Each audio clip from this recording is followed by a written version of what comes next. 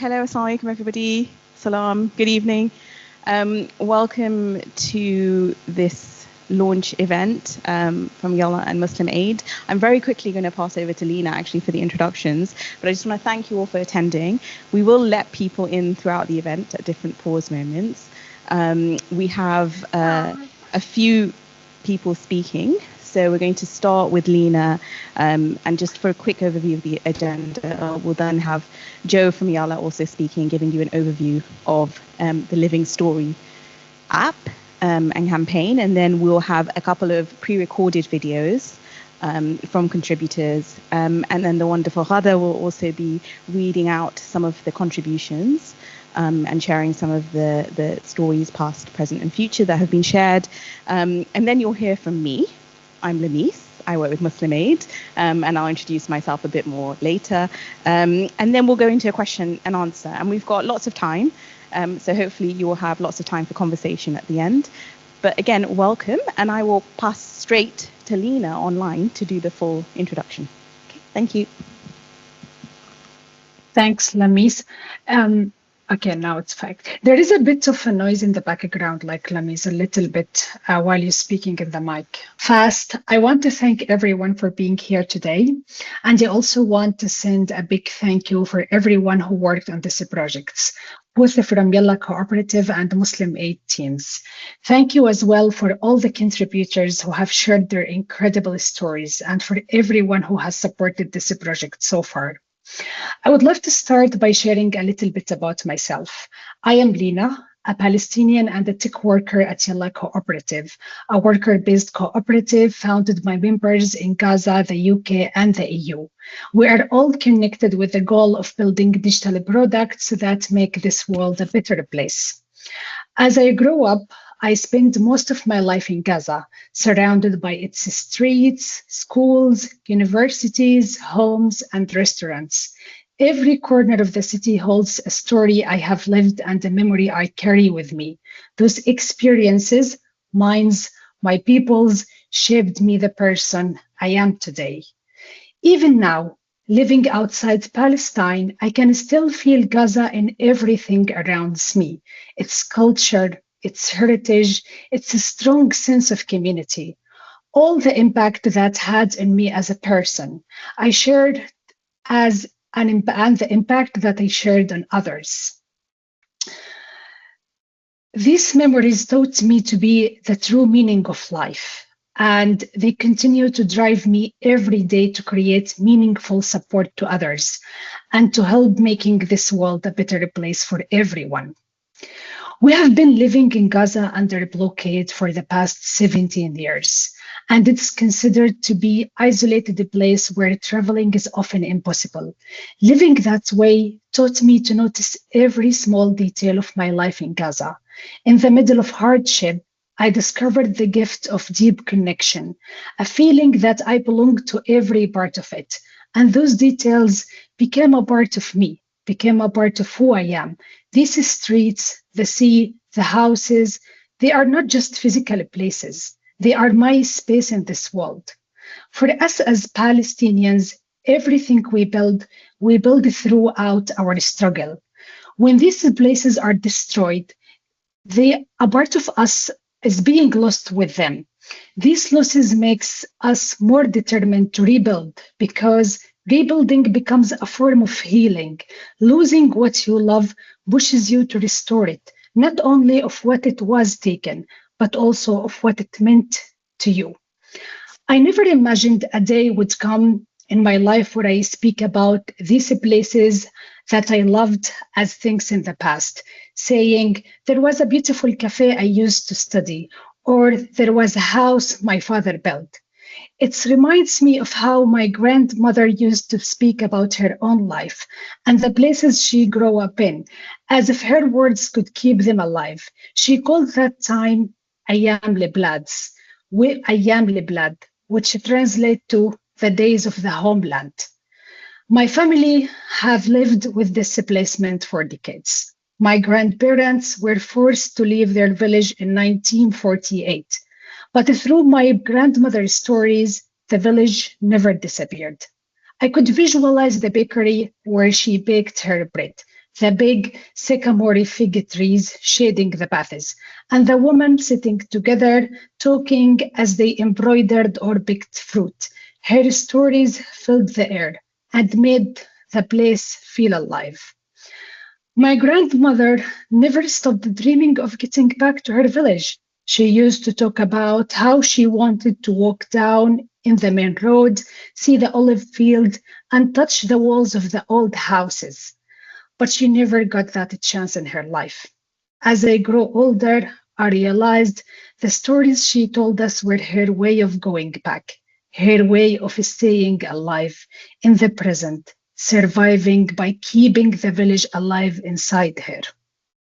My parents carried the same spirit. They loved taking photos of us as we were children.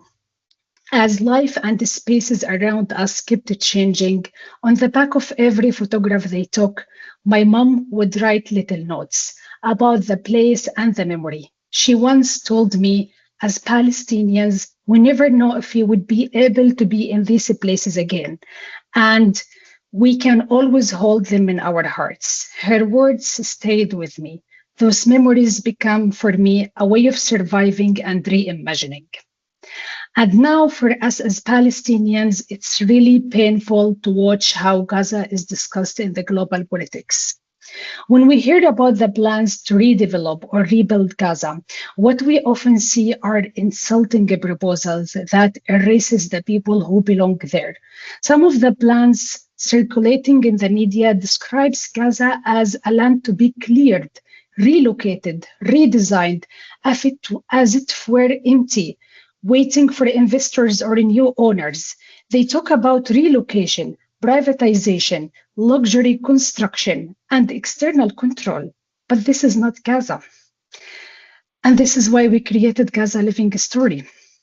Gaza Living Story existed to do the opposite of this, to protect the memory, to document the reality, and to reimagine the future through the eyes of Palestinians by the Palestinians themselves.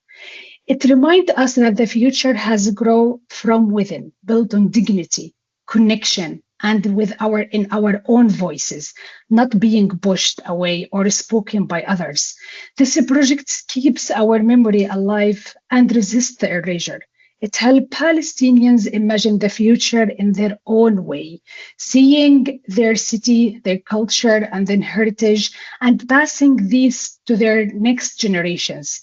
It honors everyone who resisted the erasure and makes a space for stories that continues to live even through losses. Gaza Living Story shows how memory connects our past, our present, and our future. It reminds us that building begins with remembering, with understanding who we are, what shaped us, and where we came from. When we remember, we are not just looking back. We are holding on the truth of our lives, the moments that formed us, and the places that give us belonging. Rebuilding, then, is not just about creating or building things physically, but it is about how we build our sense of meaning. For Palestinians, remembering is how you stay connected and how we resist the disappearance. It's what keeps us grounded when everything around us changes. It's not starting from nothing, but continuing on what has always existed, our connection, our stories, our will to live with dignity. At Yalla, where we have amazing people connected together from different places in the world, we are half Palestinian team. And we always carried the same spirit onto the creation of Gaza Living Story. Our work has been always about designing and building digital tools that protect communities, challenge distorted histories, and give people a space to tell their stories in their own way. Gaza Living Stories continue that mission using technology to preserve memory, connect people, and strengthening our collective voice. This project is not an archival. It is personal and deeply human. By sharing and reclaiming our stories, we are creating our space where the truth and the memory stay alive. where no one else can define who we are or what the future should look like. I am deeply proud to be a part of the team who built this. And this is just the beginning of getting all the Palestinian voices to join us as we grow. And now Joe will go through the short product demo of Gaza Living Story to show how it works and how these stories comes to life. Thank you.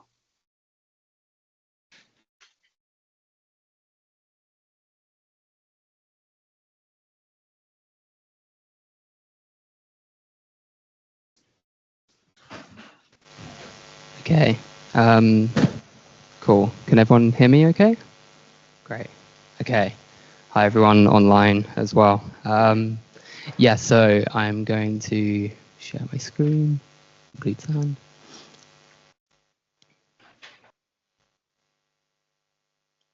Cool. So as a developer, this is a bit of doing a product demo of something you've launched today to 100 people is kind of an anxiety dream.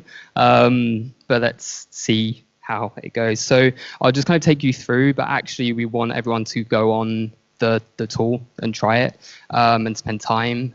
There's already some incredible stories that are quite important and personal to read, I think.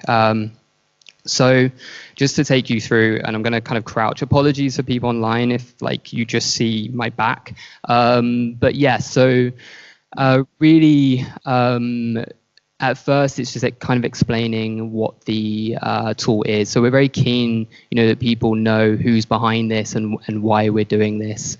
With everything, we've translated it into Arabic and into English.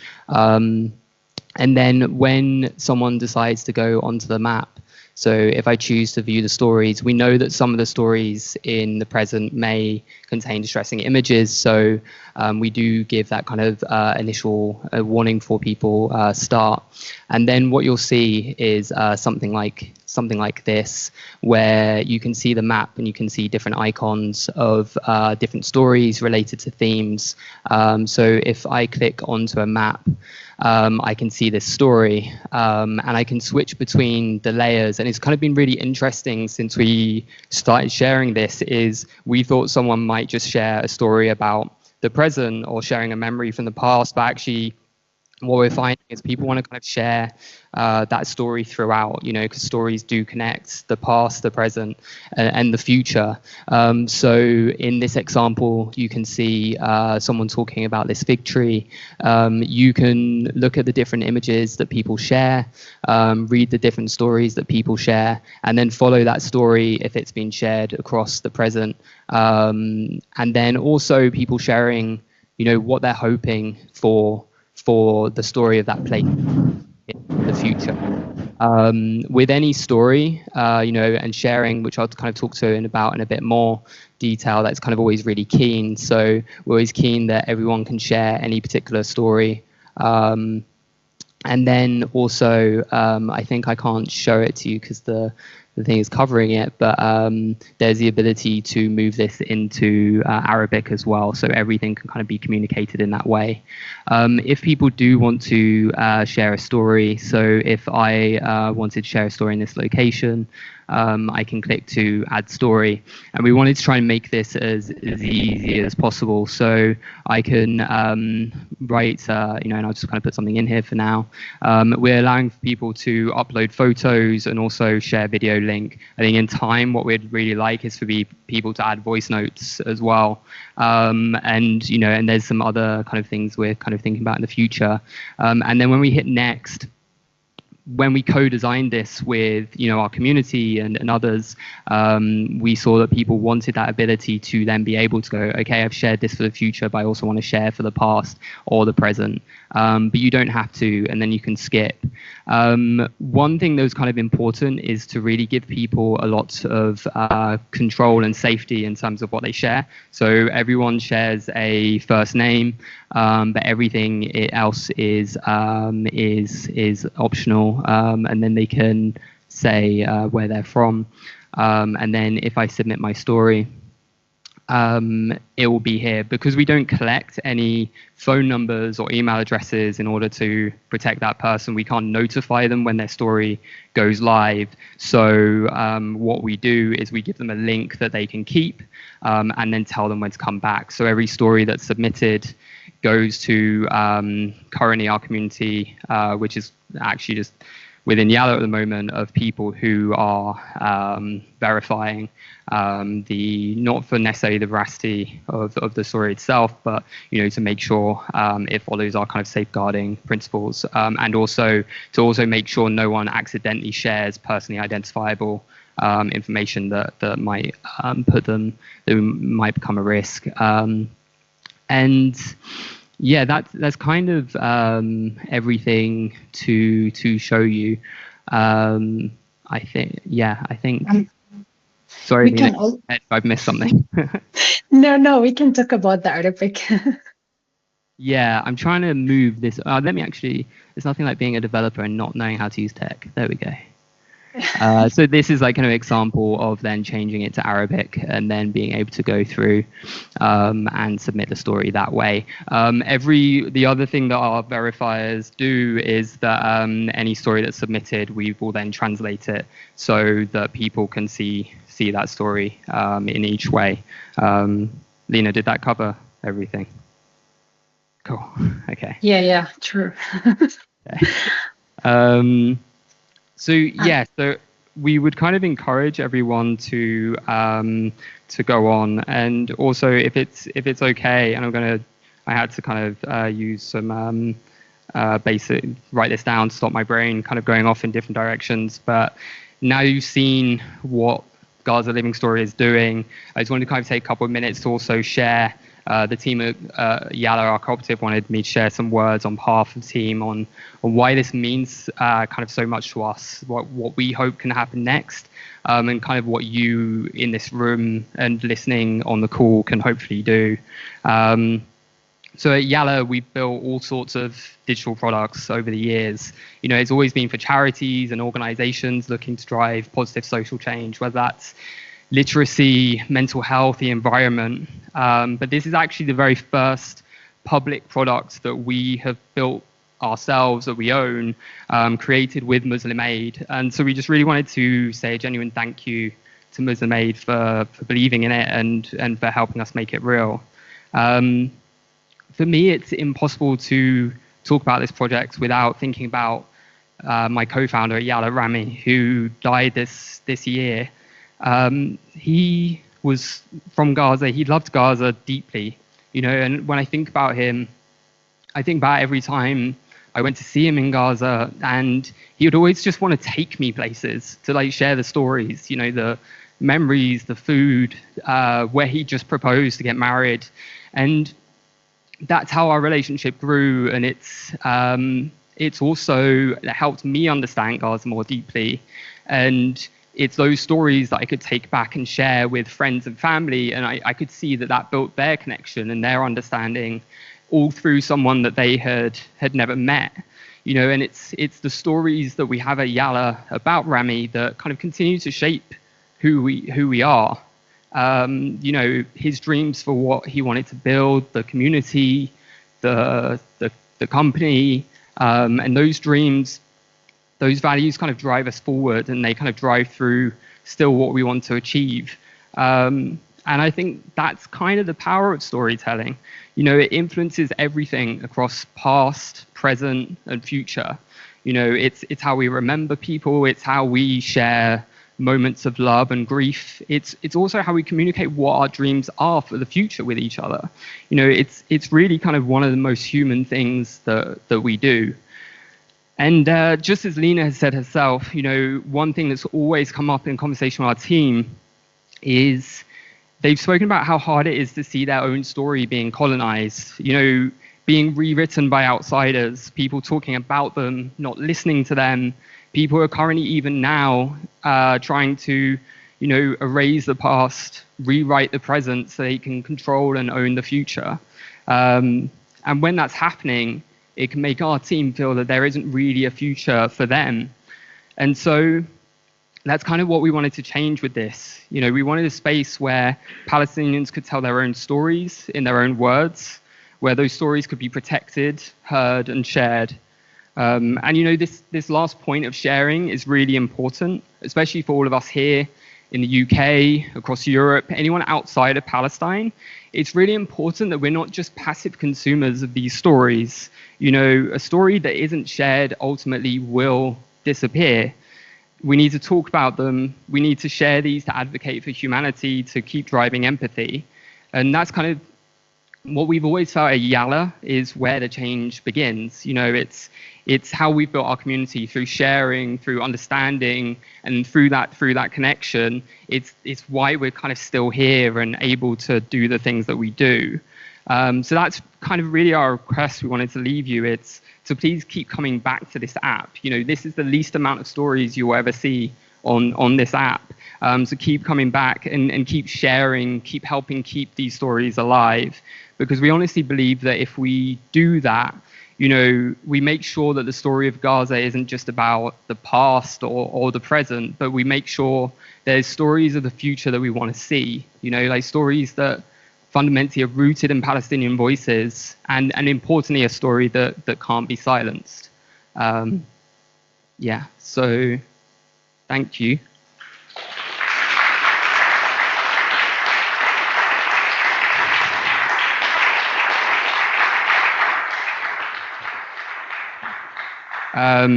We've got some stories we had some contributors who have very kindly recorded some videos to kind of share why they've contributed to the story. We've got two to share with you.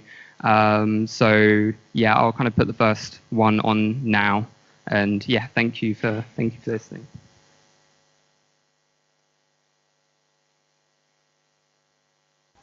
Hi everyone, my name is Noor Salhi and I'm 26 years old. And right now I currently live in middle of Gaza at Nusayrat camp. I graduated with a degree in information technology at University of Palestine and in 2021. Now I'm specializing in web development as a software engineer and I interested in business development. In the last 2 years, I have learned the things that are important to sharing real story because they reflect the reality we live in to connect us to each others and remind us of moments we loved, but have now lost our reason. We could never imagine that. So now we refuse to accept that beautiful Gaza has become like this, that we have lost many people, we have the place where we grow up. And I contribute to this project because I believe that everyone in Gaza has a short worth telling. We often say we are not just a numbers, but now we even wish to be at least a number because there are so many missing and unknown people. Being just a number is hard in the condition of this genocide, and we must to think about how to remain unforgettable. So I think this project is a space to remind us of the life we loved and how and now forgotten. Yeah, I forgotten about the last memory. I was happy. At the same time, it protects Gaza history from anyone trying to erase it. We are history, and we don't want to anyone to forget us or doubt that we live this life. Just like you live your life, now we also had a life full of memories and dreams. This is our space, and this is the way to show the full picture.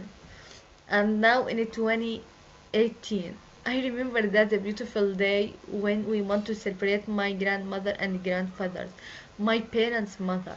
They didn't know the exact day of their birthday, so we the kids pick a random days and celebrate my mother, the family, and most importantly my grandmother and grandfathers with a small party. Last during the Ramadan in 2023, we repeat that again. We chose another day to make my grandmother happy. It was a beautiful day. The last Ramadan we spent the family in comfortable and safety. And you will see the memory when I finished. And now we are scattered and have lost my grandmother due to the lack of medicine and oxygen. And I imagine that if okay, Alhamdulillah. Before she did, she wished to see her home one last time and told my mother that the family should always gather at her home. As usual, my mother would make cakes and sweets for our my uncles, and the house was the place that brought the family together. But now, my grandmother is no longer here, and she doesn't know that. Her house was destroyed by bombing nearby. We survived miraculously, and at the last moment, I hope this genocide is stopped and we can rebuild the house again. I want to my grandmother wish to remain, for us never to be separate. And and I also remember that when I start working in the company, after encouragement with my friend Taima, we set our dreams together. And that day I was about to connect with other company a few days before the genocide. But I lost my job, and the company owner, Omar Ziara, he was killed. He was unknown throughout Gaza. He has kindness, respect, and generous with knowledge. I wish I could have seen his idea after the war is after the genocide to apply them. But now we are scattered, and I'm trying to get back up and find the work despite the everything is difficulties in a place that provides safely. And I know I will reach higher position, and I will keep everything and help the people of Gaza as I always dream that. I will keep trying, and I will always be grateful to Omar. In the future, we will continue his work, keeping his name and his son's name alive. Even so, he never go to celebrate with him son. And before the genocide in 2 weeks, my father went to Egypt. He told us it's only a few days, I will be back soon. But now it's been 2 years without him. We tried to reach him, but the old circumstance prevented it. So I miss my father and his coffee, and I hope to see him once more and make coffee for him. I also make walking along with be- beach streets with my friend Taima, and she is always in Egypt. She left Gaza in the last years, and we are always walked at the beach street at 6 a.m. This is my favorite place, and Al Rashid Street by the Corniche is where I enjoy the sea, its beauty, and the peaceful atmosphere. And now I hope to achieve my dream and take my opportunity in the life with the support and encouragement of Lina Aish, who is always remind me of hope and dreams, and I'm always grateful for Lina. I started helping Palestinian people as I can, but I hope I can do the more, and I hope to always found the right opportunity to always support us. I hope to see the result of my efforts very soon, and that Palestine will be freedom and we can all celebrate.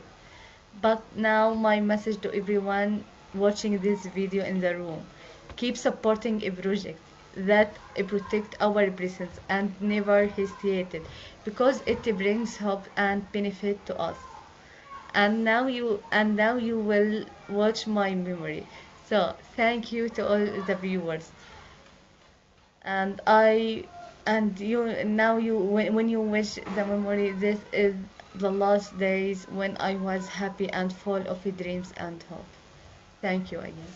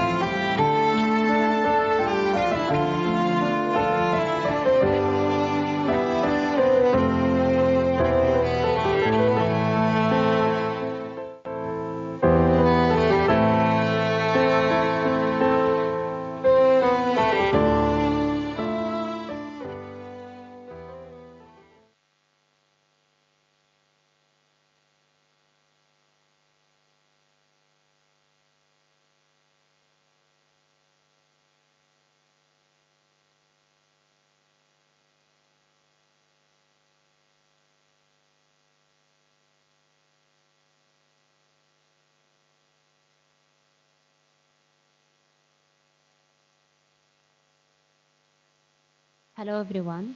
This is Ikhlas, a proud Palestinian from Gaza Strip, mainly from a small green town called Azawaida in the middle area of Gaza Strip. I have graduated from the Islamic University of Gaza with Bachelor in Computer Engineering. I have graduated with excellent with honor grade and worked as a teaching assistant at the university and later started my specialization in software engineering, mainly in quality assurance and testing. I have joined NVIDIA as a contractor in the networking department and later and currently working as a QA and testing engineer in a steel startup in the Middle East. I'm here today to share what I think about the Gaza Living Story project and why I deeply believe in it. Actually, I'm someone who reads a lot, and all my knowledge, all the knowledge I have developed was from books. So for me, it's a pure nightmare to know that my story will be told from others. I believe no one other than the people of the place should tell the story. And because no one knows the reality and no one knows the details of life and the details of the place and have this intimacy to it as them.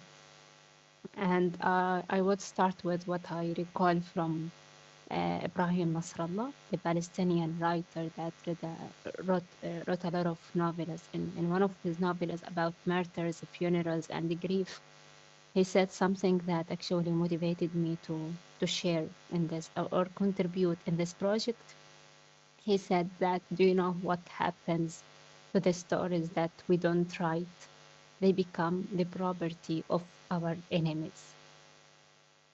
This is one motivation, and the other is the faithfulness for all the people who shared and wrote Gaza's stories and raised their voices until their very last moment. Gaza's writers, artists, journalists, and all its people.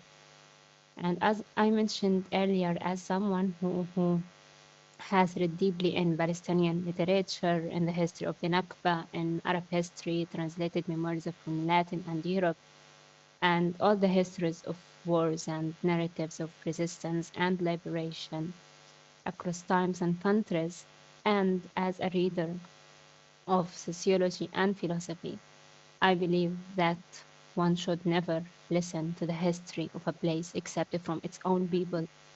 Same to what Bayan Al-Hout did for Sabra and Shatila survivors. She wrote a great book about Sabra and Shatila massacre that has been done by Israeli forces for Palestinians and Lebanese in 1982. So for the people of a place, it's a true inhabitants, they can tell us it's a truth. Sabra and Shatila was told by the survivors from the massacre. So only the people who live in a place who belong to it can tell the story and tell us the truth, the texture of its life, and the story of both the people and the land. And as Ikhlas, as it was written to me, to live through this genocide and witness it, it's like its hardships and the brutality day by day in this small homeland, Gaza. And as I survived it, I feel every day that I have been given another day of life and I must do something for myself, for my people, and for here, Gaza, the place that I lived all my life in and I belong to, and the place that deeply taught me and all its children the strength, resilience, and how to wrest life out of death. I believe we should not keep the narrative told only about the massacres and the death and the destruction. We have lived beautiful days in this land, and we must speak of these beautiful days. and how the occupier over 2 years turned all these beautiful days into a present reduced to a rubble and ashes and a future locked in fear and caution. I would say that I have read a lot of books for during these 2 years of genocide. I have read a lot of books mainly written by people who survived wars, prisons, and conflicts, yet none of them gave me any meaning or sense, like to all the suffering Gaza has endured, and none of them could make my pain any lighter. But to be honest, all of them and each of them had somehow taught me a truth I now hold on close, that we all must tell our story.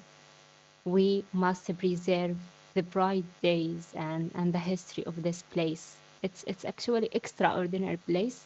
So we have to protect the memory of its proud culture and the memory of all its brave people, especially the people who endured a lot and the people who got killed while raising their voices and telling the story.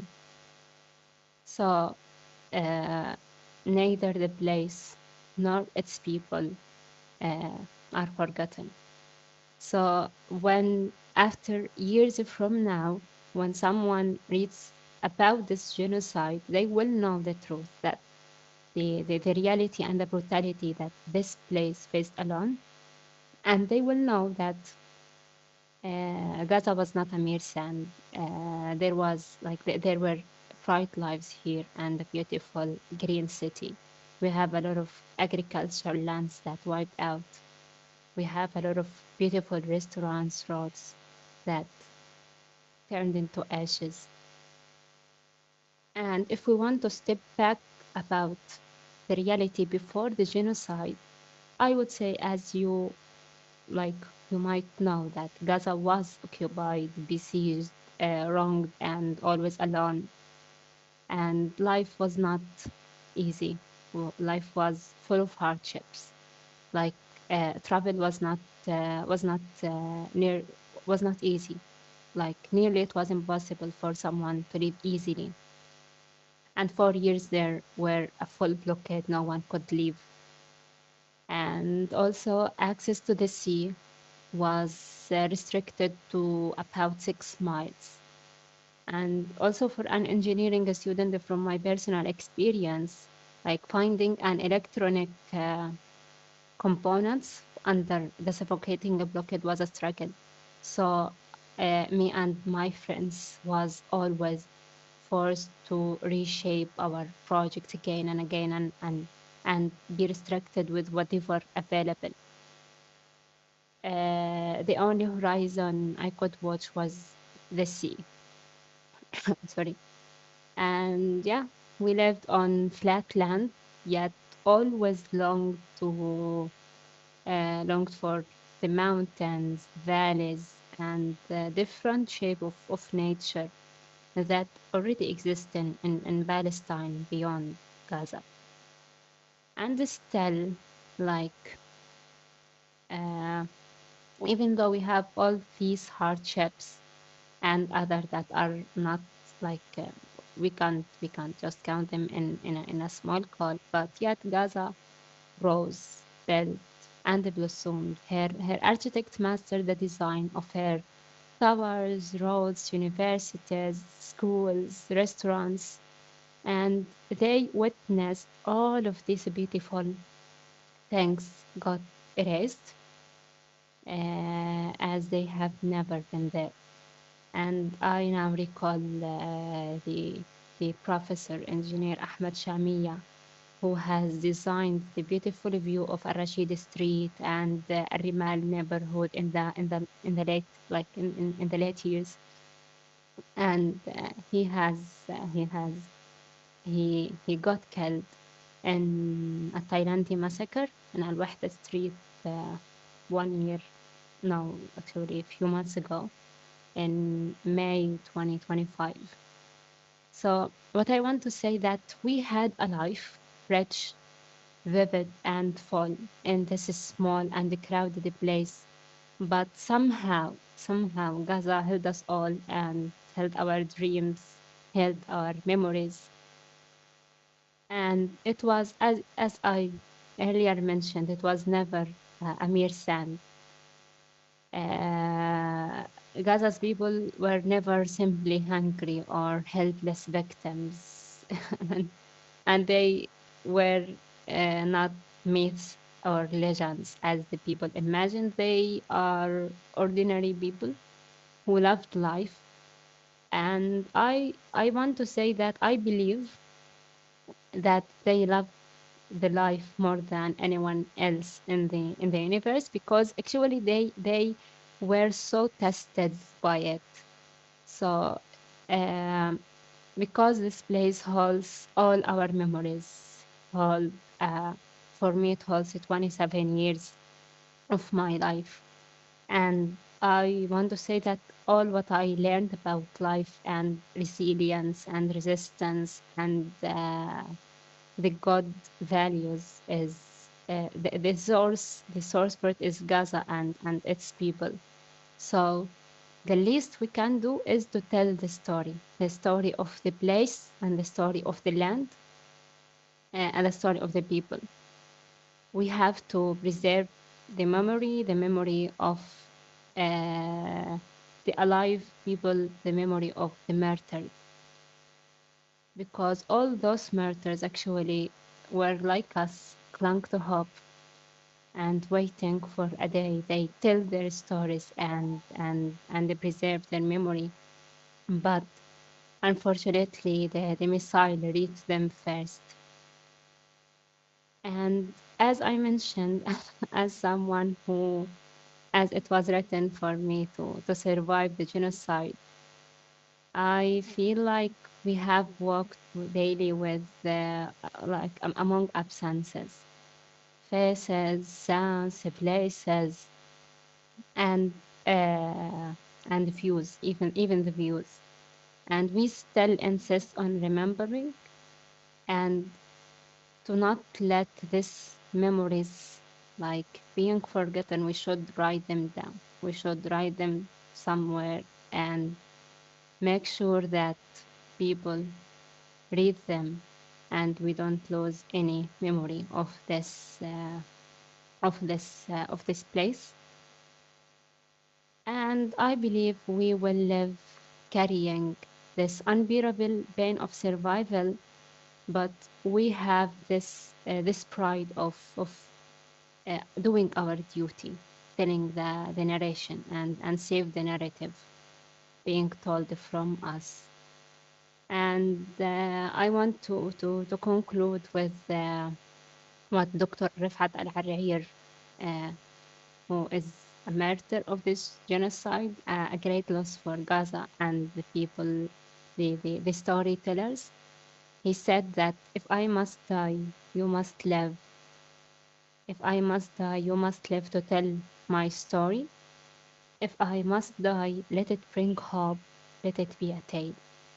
And as I mentioned when I started, we have to tell the story in faithfulness to all the people who got silenced and who were like telling the story. We have to continue on the road, continue on their steps to tell our story and not let Gaza being forgotten. This is what I wanted to share with you. So let's tell Gaza's stories. Let's face the pain and the grief and the mourning we have with a strong narrative that saves Gaza. And until we rebuild it, let's keep the memory and the stories alive. Thank you.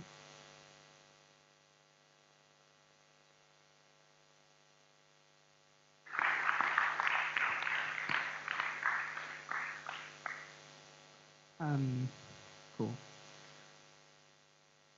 Please make sure something. Can you? Yeah.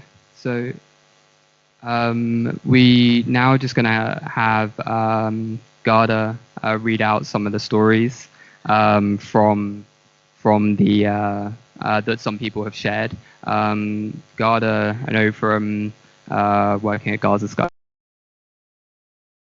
Geeks and founders and coders that got the chance to meet Rami and kind of set up Yalla. So yeah, it's kind of great to have you here to read some of these stories.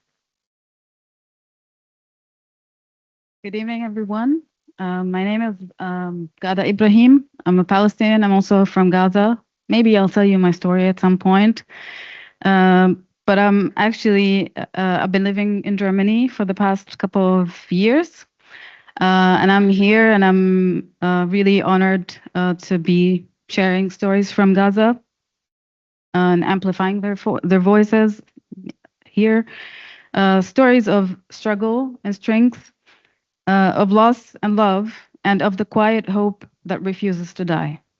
I personally, I mean, everyone was kind of like saying how powerful it is to be sharing the stories. So I personally believe in the power of these stories, in how they carry the weight of pain, yet still make space for beauty.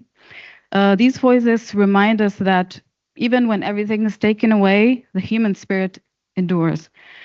After a hurricane comes a rainbow, and the rainbow lives in these stories, in the courage to rebuild, in the act of helping others, in the simple, stubborn will to keep going. So tonight, as you listen, I invite you to hold these stories close, not just as tales from Gaza, but as reflections of what it means to be human, to lose, to heal, and to hope again. So the first, and it's not mine, but the first story that I'm going to tell you is Manar's story, the dentist who could not give up. So the past, she says, I used to work as a dentist before opening my own clinic. I volunteered in a school that had turned into a shelter for displaced families. Many people were living there in difficult conditions, and I did my best to help them with what little equipment I had. Those months were some of the hardest, but also the most meaningful of my life. Helping people in pain with such limited tools reminded me why I chose this profession in the first place. Dentistry has never been just a job for me, it's my calling. After years of hard work and with my father's support, I finally opened my first clinic. It felt like a dream come true. Serving patients gave me strength and purpose, and every person I helped brought me joy. The present. 2 years later, the genocide began. My clinic was destroyed, along with other clinics, hospitals, and so much of our city. I was offered work again in a school that was sheltering hundreds of people. I became the dentist for those who had nowhere else to go. Those were, strangely, the best moments of my life. I could help people in terrible pain, sometimes even treating them on the street when no shelter was safe. Then the school was bombed. I was lucky to survive, but many people didn't. The building was gone. Afterwards, my father suggested that we try to open another small clinic with help from relatives. There was such a shortage of dentists. People were suffering so much, so we tried again. And for a short time, we succeeded. We managed to reopen a tiny community clinic, and it felt like hope was returning. But soon, we were forced to evacuate. The clinic was destroyed once more. The future. Being a dentist, using my hands and knowledge to ease someone's pain is what defines me. I dream of the day I can rebuild my clinic and return to my work. I want to complete the specialization course that I was supposed to begin before the war. My dream is simple: to heal, to rebuild, and to serve again. To bring back smiles, hope, and dignity to my community, one patient at a time.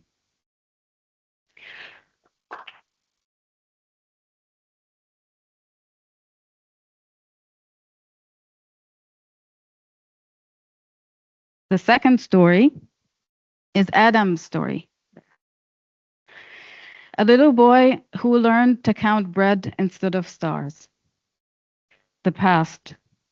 This photo was taken on my son's first day of kindergarten. He was so happy that morning, excited to learn, to play, and to make new friends. It was September 2023. He told me he would do his best in kindergarten so that I would be proud of him. None of us knew then that the year would not unfold as we hoped, that his days in kindergarten would be cut short before they have even begun. The present, 2 years later, I tried to find small moments to homeschool him. One day, I discovered that he had already taught himself addition and division. When I asked how, he told me it was because he wanted to learn how to divide bread fairly among everyone. If we have 5 pieces, he said, I want to know how much each one gets. I never imagined my son would learn math this way. He often tells me he wants to help, just like everyone else. He gathers wood for cooking, carries water, and fills containers. He is still so young, yet he has already learned so much about survival, about sharing, and about responsibility. The future. This is not the life I wanted for my 6-year-old child. I dream of a brighter future for him and for all children his age. He is such a clever, curious boy, and I know he will grow into someone remarkable.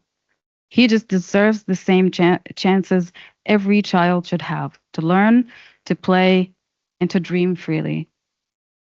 I am certain that one day we will rebuild what was lost, his kindergarten, our homes, the places we loved, and we will rebuild them in a way that gives our children back their childhood, their laughter, and their hope.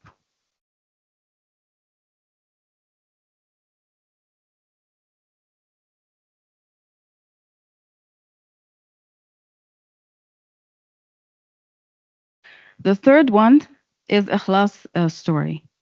From a campus of dreams to a shelter of survival.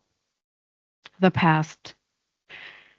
In the small garden at the heart of the Islamic University of Gaza, surrounded by bougainvillea trees, we sat together testing our electronics project, tired but proud after long hours in the labs.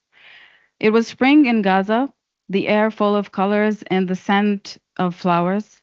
The campus would grow quiet after 3 o'clock, and we loved that hour, sitting on the grass under the shade, laughing, celebrating the success of our project after many failed attempts. The bougainvillea petals fell gently around us like confetti of joy. In that moment, the world felt peaceful and full of promise. The present.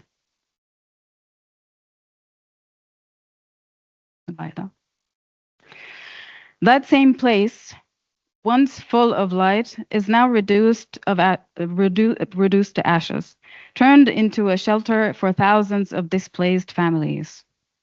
Education has faltered. Students have become martyrs. The injured, the displaced, or simply too exhausted to keep learning. There are no universities, no labs, no projects. In times of genocide, the meaning of things changes. When survival itself becomes the daily struggle, how can anyone ask about exams or attendance? When life itself is under threat, how can you talk about education? The future. But the university will rise again, rebuilt by the hands of its own children, its graduates, its dreamers. It will once more become a light for future generations, restoring Gaza's rightful place as a center of learning and innovation. All I want for our students is for them to study in vibrant living spaces, not behind screens, not in displacement tents, not in fear. I want them to experience the real rhythm of university life, to love and hate their lectures, to rush late to an 8 a.m. class, to feel the relief of catching the bus home at sunset. I want them to find peace in the library or under the trees when they need a quiet moment to breathe. To meet classmates, to argue over projects, to complain about difficult exams, and then to plan together their end of semester picnic. I want them to live education, to debate, to dream, to discover freely, safely, and fully. Because the university is more than just a place of study, it is where life begins again.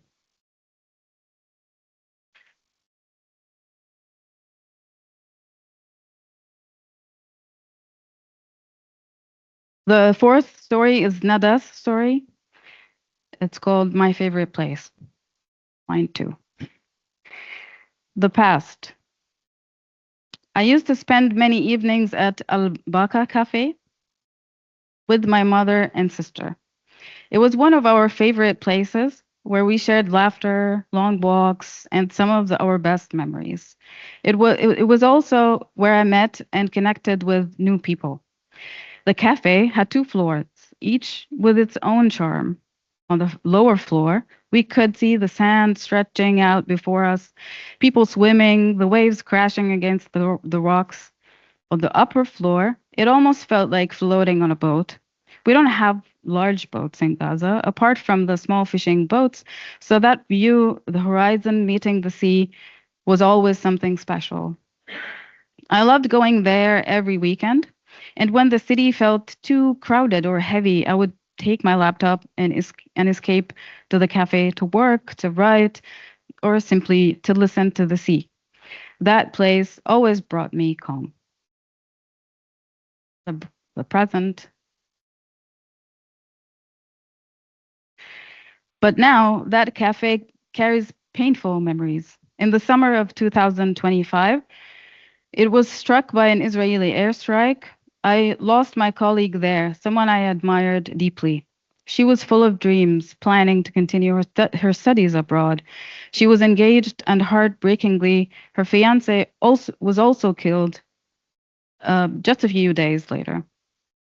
That place I loved most became tied to that loss.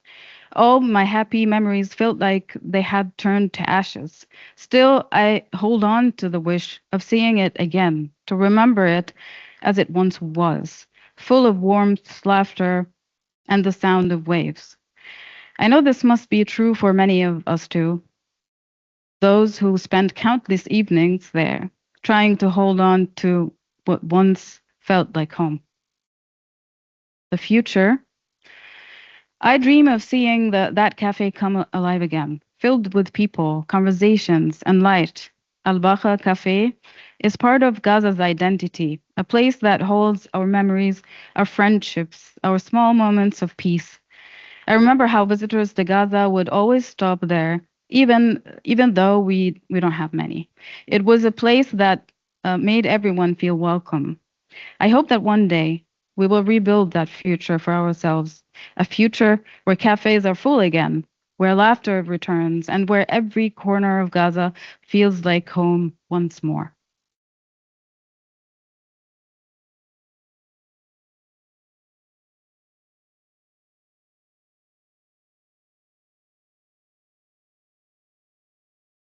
The fifth story is Hanin's story, the courage to begin again. The past. When I graduated from university, I discovered that I had cancer. I had dreamed of becoming a doctor, one day, even a surgeon, but my health was deteriorating month by month. The dream began to fade. Studying medicine would have meant leaving Gaza to specialize abroad, something almost impossible for me with my illness and with the restrictions and movement. I fell into depression. Everything I had worked for seemed to disappear. Then I discovered Gaza Sky Geeks. I read stories of doctors who had shifted their path into technology, and something inside me sparked again. I joined their freelance academy and learned new skills, coding, freelancing, and how to build a digital career. Soon after, I created a profile on Upwork and landed my first client. I will never forget that moment. Sitting in my bedroom, working with someone abroad, feeling alive again after so many hospital visits and chemotherapy sessions. It felt like the beginning of a new life. Today, Gaza Sky Geeks, the place that once gave me hope and strength, no longer exists physically. It was destroyed. I didn't spend much time inside its walls, but what it stood for meant everything to me. It was more than a co-working space. It was a symbol of possibility, of connection, of hope in the middle of despair. Now, with so much of life in Gaza under attack, those activities have stopped. The silence feels heavy. I grieve for the loss of that community, a place that helped so many of us see that our futures could still exist. The future.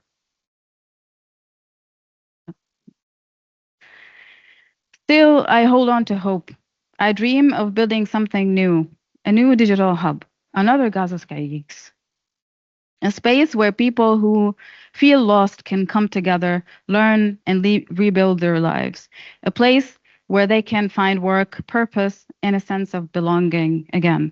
I dream of a Gaza where people can connect with the world, not through tragedy, but through creativity, skills, and dignity.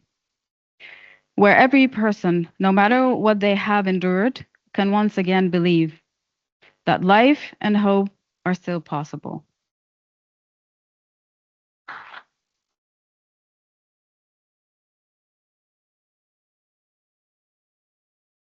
The last one I'm going to read is from Ibrahim. The code of persistence, the past. At the beginning of 2021, I was in a difficult place. Since 2018, I had been trying to learn programming and failing again and again. Each attempt ended for different reasons: social pressure, lack of time, and the quiet fading of hope that came each time I tried again. But deep down, I knew that one day I would succeed.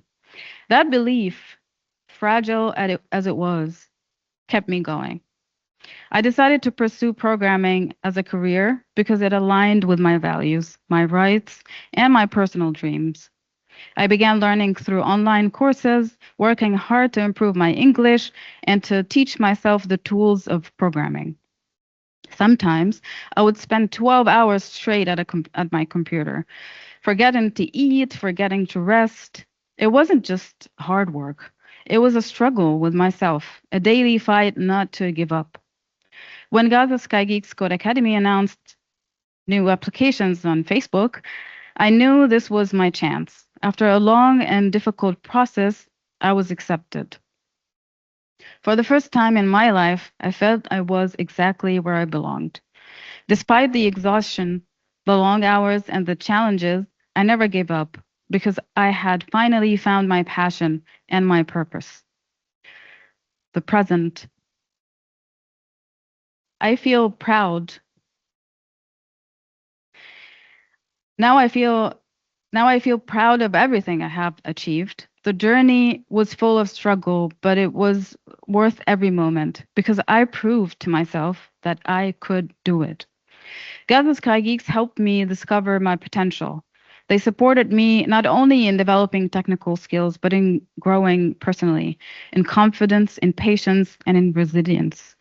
I became part of a new community, made friends, joined hackathons and events, even saw my name mentioned in the media reports. All of that gave me strength and reminded me that I had a place in this world. Today, Gaza Sky Geeks Academy the building is no longer there. It has been destroyed, but the spirit of that place, the learning, the community, the hope lives lives on inside every one of us who pass through its doors. The future. Now I see my future more clearly than ever. I want to continue growing, learning, and helping others along the way. I dream of becoming a mentor in the academy, training new students, and supporting anyone who dares to begin this journey. Because programs like these are not just courses, they are lifelines. They have the power to change entire lives, just as they changed mine. That was Ibrahim's.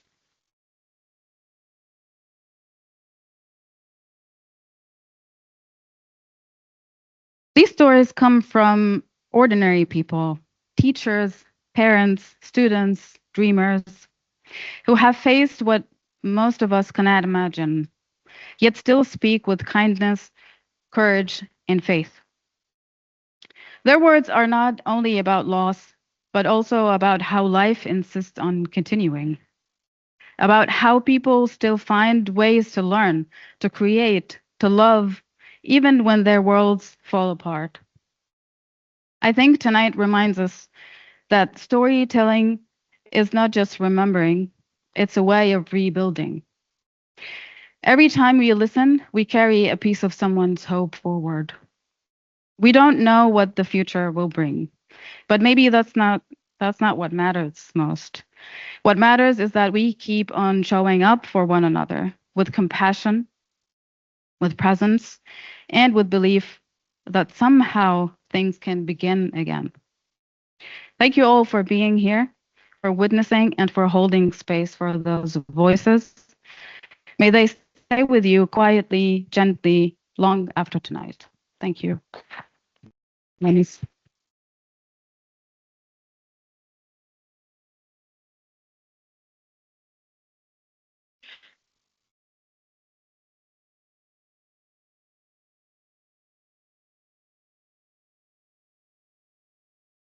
All right.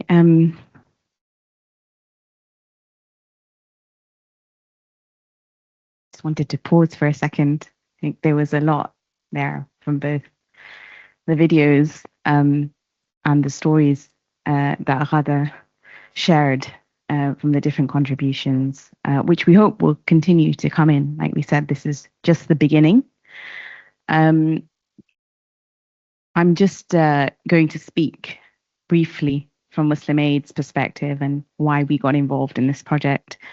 And then we'll have a question answer. And you can hopefully ask Lena and Joe and Ghada more about the project itself and some of the contributors and their hopes and vision for where this will go. Muslim Aid's role in this has been small. Us, Muslim Aid has been around for 40 years. We celebrate our 40th anniversary next month. I only joined it 2 years ago. I am the Director of Strategy and Communications at Muslim Aid. And this project very firmly falls into our strategy 2030. And the reason for that is that, as I said, we're a humanitarian aid organization. We've been around for 40 years. We do emergency aid and development in over 17 countries worldwide. You may think, well, what's this got to do with you? We've been in Palestine working for over 20 years. We ourselves had a team in Gaza. We have colleagues from Muslim Aid who were displaced with their families. We have partners working on the ground still. And we've always, at Muslim Aid, had a history of trying to be very participatory in the way that we work with the communities that we serve. And our new strategy sort of centers that. We're saying that we want to continue to enable the communities that we work with. But we're also saying that we realize that change cannot be led from here, and nor should it be. change comes through collaboration, it comes through partnership, and it comes through voices and creating space for voices.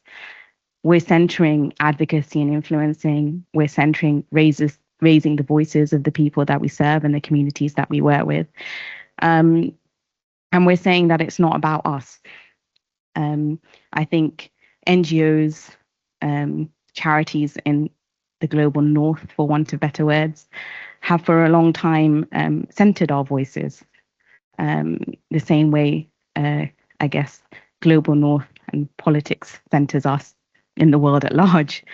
And we want to make sure that we don't do that moving forwards. And we want to make sure that we recommit to ways of working that really do center the voices of Palestinians and of Sudanese communities and of our partners in Myanmar and of our communities in Sri Lanka or in Somalia or elsewhere. And so the collaboration with Yala came out quite organically. I believe our head of comms, Barney, met Yala at an event on Palestine. During these 2 years, there have been many in Parliament and elsewhere. And it's always been about how do we center Palestinian voices in telling the story of Palestine, but also in building the future of Palestine. And you know, it's our 40th year. We've been learning, we've been reflecting on our history. We've been looking at the current realities that we face around the world, the challenges that we're facing. And we realize we need to find ways to amplify the solutions, the visions, the dreams, the hopes of the global South, of our partners, of our communities. We realize that we need to have campaigns that are more than about humanitarian aid and stopgap solutions. We need to have campaigns that look at a joint and collective vision for the future.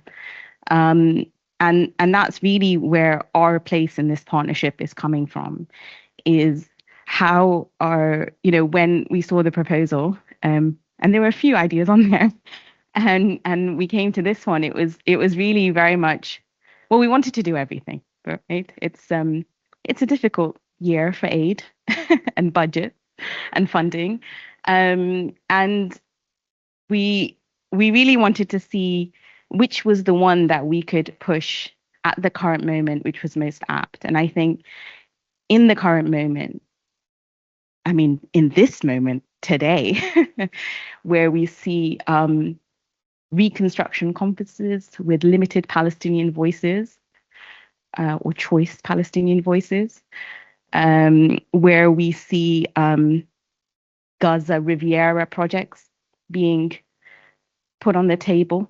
We want to ensure that the memories of Palestinians are honored, but also that the vision and the dream for Gaza that Palestinians have has a space, that their narrative is at the forefront, and that has a permanent place. It's not forgotten. That what this project does really is counter erasure, and it counters, as you thought through each one of those really personal stories. Every single one of those was so impactful, and there's many more on there. And I really encourage you to go online and click through them, and encourage. I'm sure you all have Palestinians, friends, families, networks. Please encourage people to contribute. We want to see this in 6 months with thousands across the Gaza Strip. Every street having a story on it would be brilliant. We really want to bring that humanity, because that's what's lost in numbers. You know, we have the story of we are not numbers, but we're more than just pictures. We have a story. We're more than tragedy on the news. all of us. And this project is deeply humanizing. It's deeply personal. I think the more we can take it out there and we can use it to tell the story of Gazans, to influence, to counter the rewriting of history, the idea that we had to green Palestine, or that Gaza was not a place full of joy despite the challenges, or that all the solutions and skills and capabilities don't exist in that space, and there is no voice. We hear very paternalistic narratives if we watch news media around how to rebuild Gaza, around who should rebuild Gaza, around voice. And what we see here is that you have engineers, you have doctors, you have dentists, you have people working with NGOs, people working in development, people working in the tech space, entrepreneurs, businessmen. You have all the skills and capabilities within Palestine to rebuild Palestine, not just Gaza. And it's been a real privilege, Joe and Nina.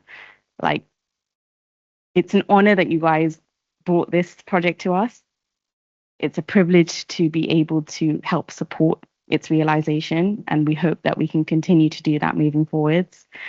It's a privilege to be able to read and watch and listen to the daily experiences and the life stories of our brothers and sisters in Gaza. We hope we can continue to honor their story and take it to the spaces that we have the privilege to be in, so that we can make sure that their narrative is spoken and brings influence into those spaces. If you read the stories, what you find when they speak about their future is that for riches and wealth, nobody is asking for a Riviera. Gaza was their Riviera and is their Riviera, and they have their own dream for what that should look like. And that's what we should ensure is honored. When we hear the news about 20-point plans, which I am very uncomfortable calling peace plans, we all know that there is no true Gazan or Palestinian voice included within those plans. And I think it's important to remember, as much as it is our collective duty to ensure that a ceasefire holds, that the current trauma is halted, it is as much a duty on us to ensure that Palestinians are at the forefront of any future plans for Palestine, that self-determination is truly self-determined, and promises and agreements are upheld, but also that true and lasting peace can never happen unless the occupation ends and international law is upheld and humanity is honored, and that there is equal respect for all life, and that there is justice and accountability. And I think in this project, where you see past, present, and the future come together, you get a human story to all of that. I think what's beautiful about this project is there is hope within it for a future, and there is hope within it in all of the beautiful voices that you hear. So yeah, thank you. But thank you to Lena, and thank you to all of the developers, and thank you to the team. And I hope that you will all take this forwards and honor these voices. And that's it from me, and we can delve into a Q&A.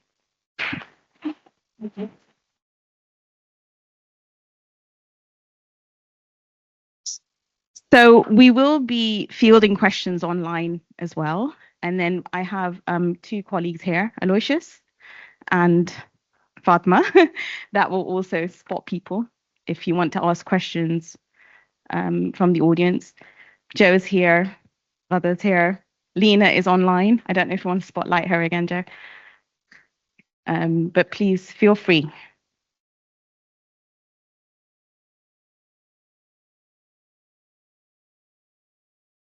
Husna, are you doing the online questions? Okay. Any questions? Thank you. You might have seen in the news the other day, Amish Falconer convened a meeting at Wilton Park just to talk about private finance and rebuilding Gaza. Are there any steps that people have been taking on the Palestinian side to get involved in these conversations before they get their hands on it?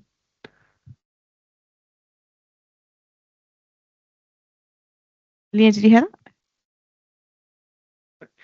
In the UK, recently we had just the other day, Amish Falconer convened a bunch of investors and representatives from other Western countries to rebuild Gaza with private finance and other ideas of theirs. Are there any steps that this group or other groups have taken to represent Palestine in these reconstruction talks?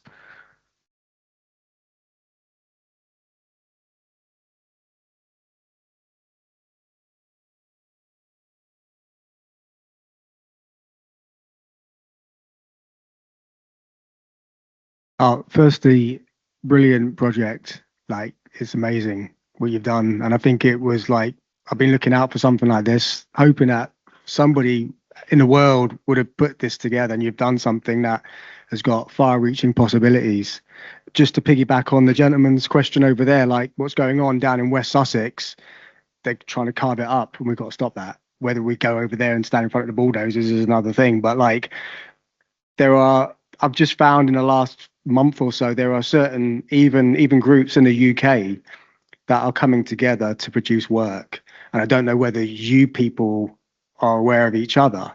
So while I'm here today, I'll just tell you who they are from what I've found. And one of them is the Palestine Technical Working Group. I think they're working under the umbrella of the Cambridge Initiative for Peace Settlements, and they've come up with a plan called the Palestine Armistice Plan, a 50-page document that outlines what they perceive to be a future for Gaza and the West Bank as a whole. And then there are, down the road, Architects for Gaza. They've got a meeting tomorrow, same thing. They've got a project that they want to promote. I think it might be like an art center in Gaza, but they want to sort of show how they're working. Yeah, right. That's tomorrow. And I think, let's get as many of these organizations together as we can, build the alliance. But the other thing that I'm seeing from, especially with the map, I had a look at it today, and it didn't look like it was a Google map. It looked like somebody had built it themselves.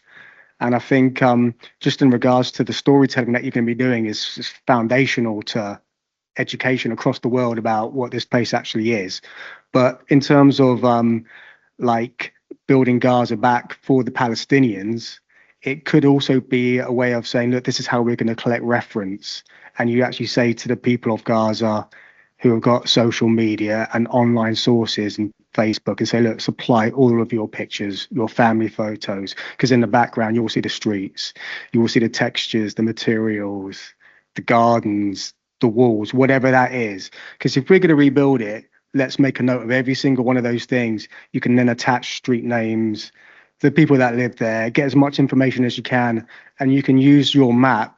You can maybe even develop it even further. You build a grid system and you say, this is this grid, whatever that is. And then you kind of allow that reference to go into that part and you store it. I hope you have the servers, because you could probably get huge amounts of data from that. And then you can build this plan, hopefully, to go forward, and then use it as a datum point to then take it on to develop if you want to rebuild it as it was, or you at least you remember it, especially in the way that you've actually got important civic areas, churches, mosques, areas that you would have gone in your day-to-day life, that you reposition those.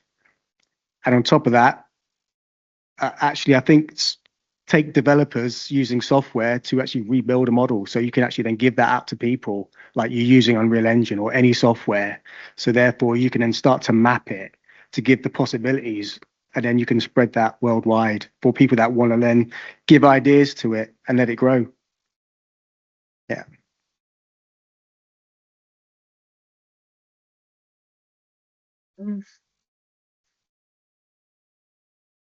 I don't know if Lena or Joe, anybody wanted to say anything about Wilton Park and generally the conference. Thank you. Yeah, can you hear me?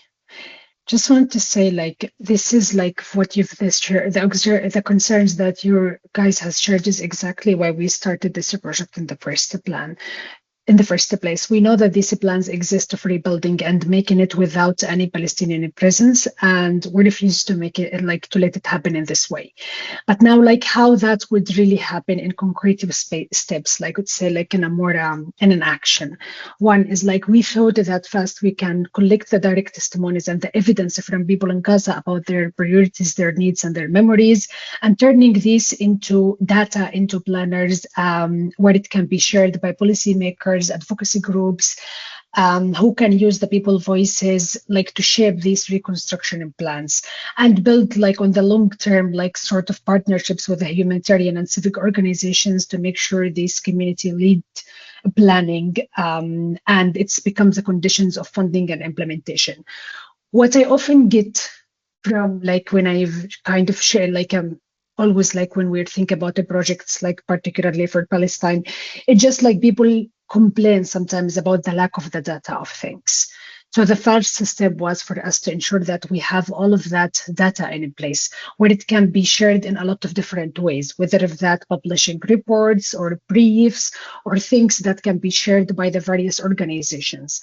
And then we believe that the policymakers and like the international agencies can put in the pressure for that data to be seen from the Palestinian side or the Palestinian side of how they want the reconstruction to look like. So that is another thing. So it's more of like starting down from the community, like who can pressure the policymakers to follow these plans in a very collective way. Thank you, Lena. Hasna, are there any questions online? Okay. Actually, let me just go to Joe first. Sorry, I just wanted to, okay, hello.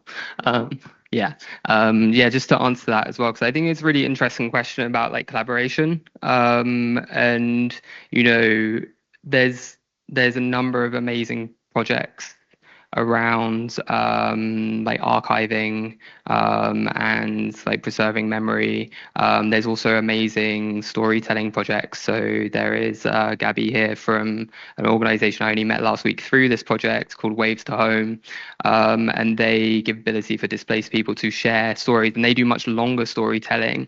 And also what we've been talking about with them is that this can be a way to then enable people to see like then longer form stories that they've been collecting, and also they also look at, say, for example, storytelling as a way of working through trauma. So there's all these different things that are interconnected, and I think it's commonly a problem in the non-profit sector and charity sector. It's kind of we kind of end up getting hunkered down on these individual projects, and you know, because the funding gets smaller and smaller, and you're kind of like just trying to work on these things. And like what we've always believed in Yala, and it might just be because we're a cooperative and we love cooperating, but I think the key is how we knit these things together. So, you know, we really see this as just being the opening of the conversation. And you know, we want this to be a way that people can get in touch with ideas and connect, and then work out how we can, from a nerdy tech perspective, use an API to bring in automatically stories from other memories. There's like lots of opportunities that just require those conversations, and it also though requires organizations to give space for those conversations to happen. So I think that's a really big important thing that needs to happen to kind of bring these people together. But it's definitely something we're really open to do, and finding different ways that we can engage. So I just wanted to share that.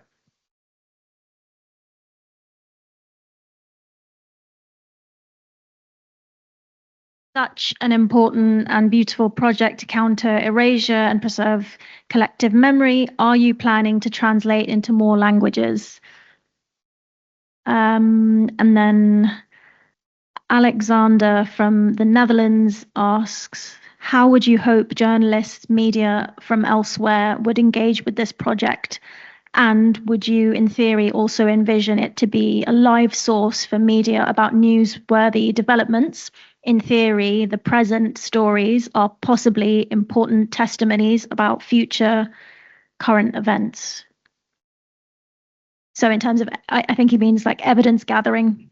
So translation and how should media engage with this project? On the first question regarding the translation, so we've been already in contact with one organization in Mexico who suggested that they would love to translate the project in Spanish because they've been recently working on putting some of the Palestinians' stories into the education system. And they were kind of keen, like, to start working on that. I've met one of their individual who wanted like to kind of build up a long-term partnership where they would hopefully be able like to start by that. So I think the next language would be on our way would be Spanish, and then hopefully we can expand to other languages. So yeah. And yeah, in terms of like the question, like, yeah, what from Alexander regarding like the journalists and the media, and feel free, Joe, like to jump in, like to put in more context into this.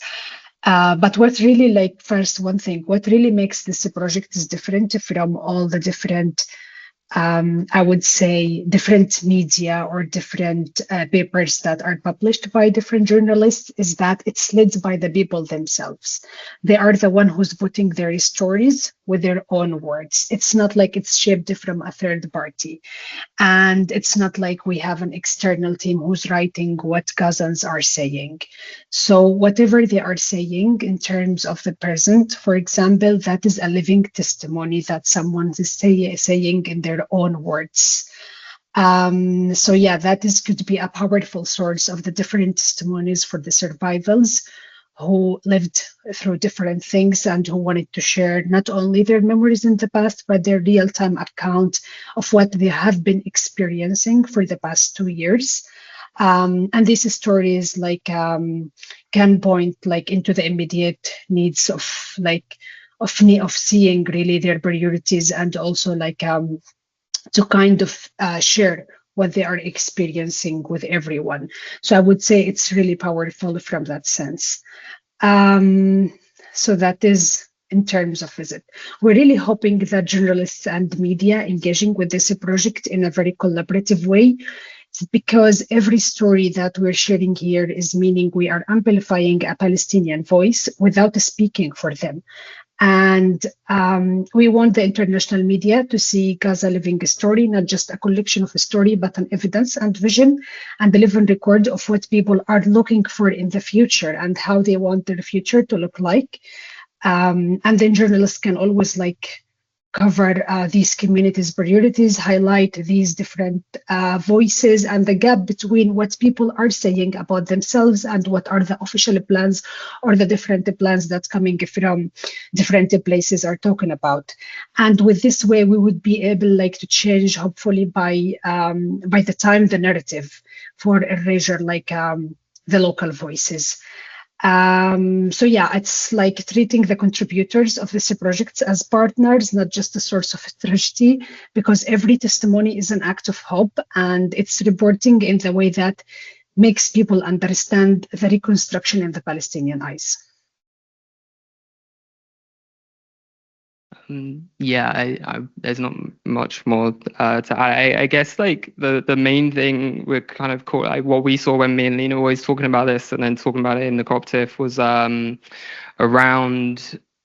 like with journalism. It's and we've all been watching the news, and it can get kind of very overwhelming. And I think holding space for humans to tell their personal stories, I think is something that hopefully we would see journalists do by just sharing some of these personal stories, because I think that is such an important way to connect and to kind of see beyond, like I admit, like when I was kind of, younger, if I was looking at the way that the news covers Gaza, like you kind of just see it through this like reductionist wall, and it's actually when was there and you're, going to cafe, like hanging on at the beach when we'd go there and stuff like that, that you realize that sometimes how unimaginative we are as humans, and it's stories and people that kind of help us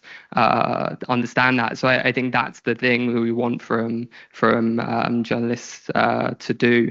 I think also because from a tech perspective, how people engage with stuff now isn't just going to be limited to this platform. It's going to be, the way that when people search on Google, it's the way that people now talk to ChatGPT. And, if you search, me and Lena were talking about this the other day, like if you search, like type in, Gaza in the past, it jumps right back. The images jump right back to kind of very historic Gaza. And even if you've type in like Gaza 2019 or 2020, you don't see the things immediately before the current genocide. And kind of bigger journalists that have more voice, if they can share these stories, I think we can seep back through to those platforms, and we can make sure that when people are, we reach people where they are, so these stories kind of move on beyond the platform itself. So I think that's, again, it's about collaboration. It's kind of trying to find people where they are. And exactly, like just touching on this point quickly. So I used to use Google Map like just before the genocide, right before the genocide, where I've obviously not everything was working, but there you would see like the different street views. Now, if any of you goes to Google Map to kind of to see the different places in Gaza, it would show all undefined, or it would either refer you to the very long history of different things, which is for someone like who pointed that to me from Gaza, is saying like it feels like we never existed, and we could be some way if someone decided to turn off all the different medias that we don't own.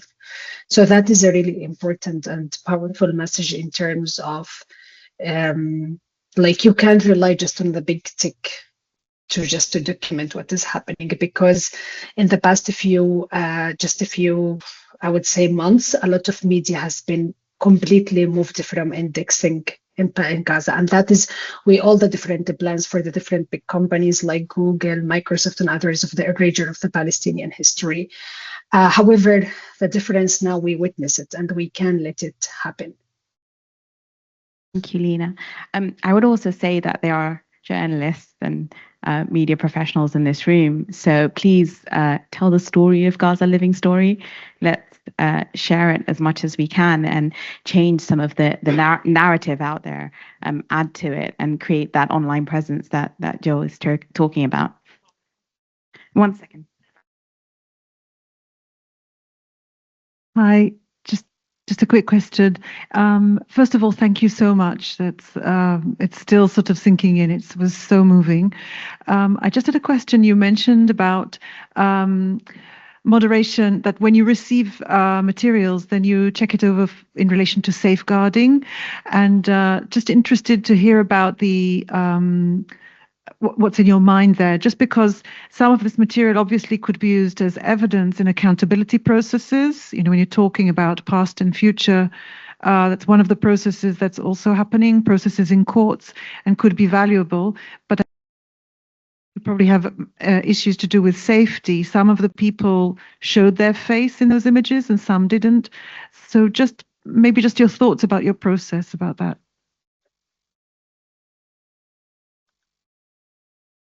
Sorry, Lena, do you want to answer that first? Yeah, I can get into this. Like, yeah, you're right. Like, we've been all concerned about the safety of the people, like since we've kind of started working on this. And that's probably like, yeah, one of the reasons of why we've decided like we are not tracking any personal data from anyone.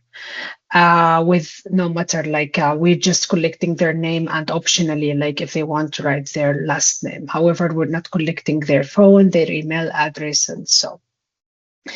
In terms like of getting the contributors, I understand the position where you're coming from. The contributors, the verifiers role are mainly like just to ensure that there is no images that could be present like by being harmful for others, and by meaning by that it's not about them like verifying every single story, but it's rather about like helping like the public understanding like the photos that they are sharing should align with the community guidelines. We have shared in our website now. If you look down, you would see there is the community guideline policy that we have shared, and there is also the privacy policy that guides the community of how they can share the different things and what we means by kind of the role of verifier and how it comes like to be important in this scene. So yeah, that is all like we've been kind of thinking about. That is all like we've actually put it online like for people. So yeah, that is in terms like of how we're looking about it. Georgie, you want to talk about it? Okay. As well. Perfect. Yeah. I don't need this actually. Online. We need it for online. Sorry. Okay then. Sorry, I couldn't perhaps understand everything that's been said, and because my hearing is not that good. I just wanted to ask. I mean, it's a brilliant project. How do we reach the maximum audience? Because these stories, numbers are not important anymore. They become a norm now, or even less than that. But stories still hold power. How do we reach the maximum audience? How can we collaborate with, I mean, I'm a great friend of Zeteo. I mean, so for example, can we collaborate with them so that we attach this sort of stuff that you've done with their site? Things like that. I'm just wondering, because these stories need to be told, these stories need to become part of the world psyche. That's what we should aim for. Thank you. Yeah, that totally makes sense, and that's exactly like we started like using the technology in the first place because this is coming as a crowdsourcing where everyone shares their story, right? In terms like of getting a lot of stories.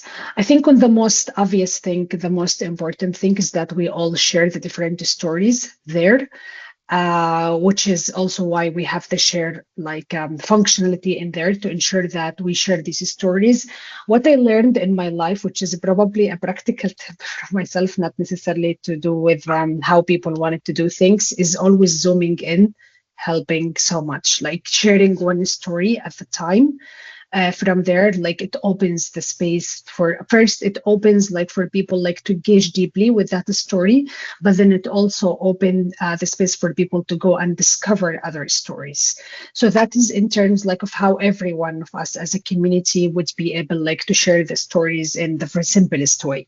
Obviously from our side and from Muslim Aid, we would definitely would need to do to partner with organizations and work collaboratively with those who have a larger media audience, and that is probably also include university students and advocacy network, just to ensure that the material reaches different audience, from decision makers to just ordinary people who are looking to share, to learn more about the Palestinians' stories.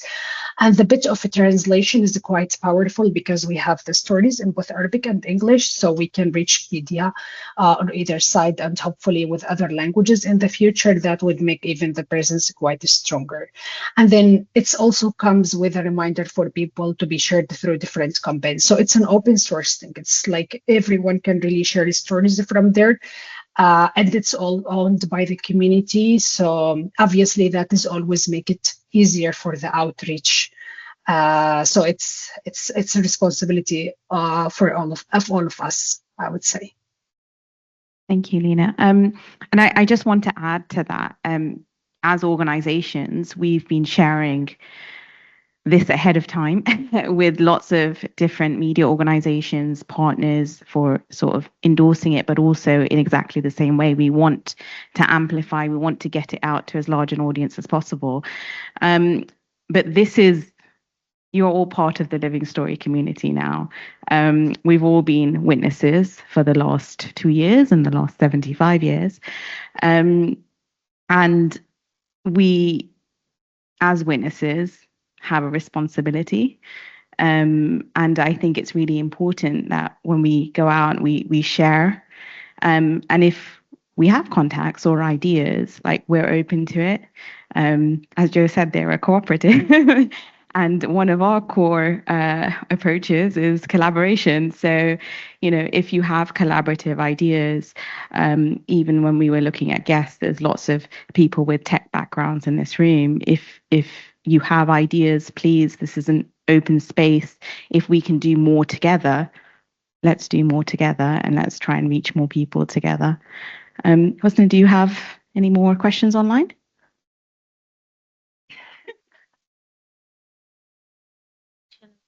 To do with all views mine. I'm not really sure how to phrase this, but I'll just say it as it comes to me. I'm not really sure that it's even a question, but I was thinking about, obviously Gaza is the worst place in the world to be a journalist.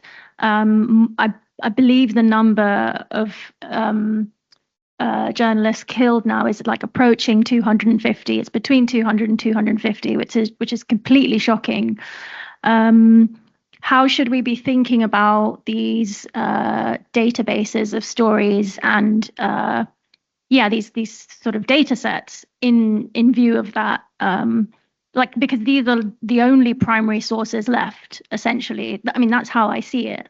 I just wondered about the literal erasure of journalism in Gaza. And how this project fits in with that complete injustice, and thinking about data sets more generally. No. It makes total sense. Like, first, like, the loss of so many journalists in Gaza is devastating. It's not just only for their families and for the people who they love, but also for the truth itself. It means like entire layer of reality now are being silent. And in that exactly context where Gaza Living Story becomes more important, it's not obviously a replacement of journalists, but it helps public records of the journalists who risks their lives to create a lot of different stories. And exactly on that light, when we see so many journalists being killed, the people themselves becomes their journalists, because every person who sends a story, a voice note, or like shared anything about documenting the reality, they are recording what is happening around them when the world now is kind of silencing the different channels that people were using like to record things. So I would say like this gives really the people the tool and the protection to do that. And it allows them also to do it completely anonymously and in the way that they can protect their data. So it even encourages more and more people like to keep sharing their stories and to not to distance themselves from that. And it's really curious the way that journalists started like in the first place, like putting these stories together. Because what I'm also hearing from people, I was collecting the stories, they were telling me that this is a way also to honor the different journalists who were killed by the Israeli forces. And it keeps the truth alive even when when journalists themselves are being killed. So it's providing different ways for people. Thank you very much, Lena. I'm not sure if we're at time. It's 9:30. We are. I wasn't keeping an eye on it, to be honest. Yeah. So we might have to close there. I just want to thank again Yala, Lena, and the team of developers and coders, all the contributors, all of you here. My team at Muslim Aid as well, all the colleagues that have supported, the volunteers. I want to thank Simon for doing the AV and the tech. I want to thank the team at Teatro Technis and for hosting us. I think this is such an important conversation, and I really want to emphasize this is the first step. We've just launched Gaza Living Story, went live last night. This is the first set of contributions. I think we have over 70 contributors and hundreds of stories on there currently. We want you to go back to that map in 6 months, and the whole of the map is populated across the strip with stories, as I said, from street to street and corner to corner. And I would like to stress again, we're open to collaboration. There are other oral history, video archive, map archive projects out there, include on Palestine, on Gaza. And if you have connections, please link us up. The more we can connect up and the more we build that picture, the better chance we have of ensuring that Palestinian history is not rewritten, it's not erased, that the narrative stands, that their story is told and honored, and that hopefully we can rebuild Gaza and rebuild Palestine in line with their vision, their dreams, their memories, and their hopes. So thank you again. Thank you very much.